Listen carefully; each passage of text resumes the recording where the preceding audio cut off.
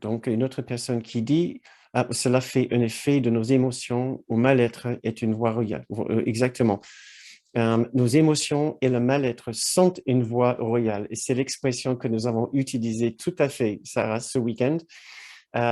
C'est nos relations avec les autres sont une voie royale. La voie royale, c'est ce terme qui vient de Freud qui disait interpréter les rêves, il parlait des rêves nocturnes et la voie royale à la compréhension de l'activité de l'inconscient. Kenneth reprenait cette phrase très souvent pour dire comprendre, interpréter les rêves diurnes. Donc, ça veut dire nos relations avec les autres, tout ce qui sont la nuit. Quand nous parlons d'interpréter nos rêves nocturnes, nous parlons d'interpréter le sens que nous avons donné aux 5 personnes que nous avons rencontrées dans un rêve.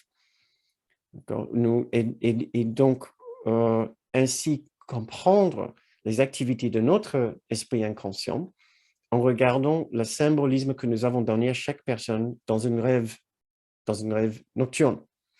Kenneth a repris la même phrase pour parler de cette méthode de guérison du cours, cette spiritualité du cours, en disant c'est une méthode par laquelle nous apprenons à interpréter la signification que nous avons donnée aux symboles dans nos rêves diurnes, du jour, qui sont les personnes qui peuplent notre vie, toutes nos relations, voilà, avec les autres.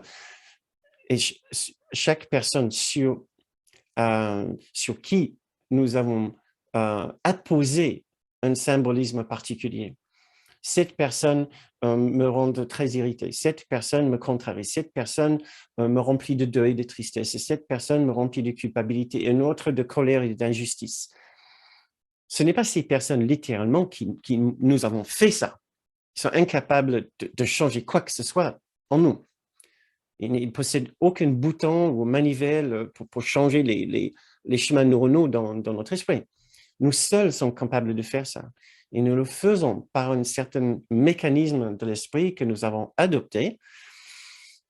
Et nous avons adopté ceci justement comme une façon de déguiser un problème de fond.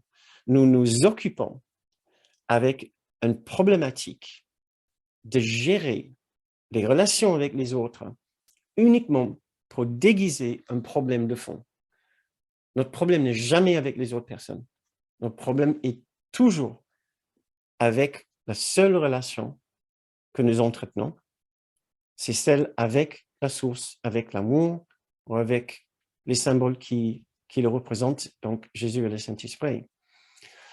Mais puisque ces symboles-là sont souvent inaccessibles pour nous, nous regardons donc vers les autres pour guérir ces relations-là. Voilà. C'est pour ça que le processus est puissant et fort et qui marche, je trouve.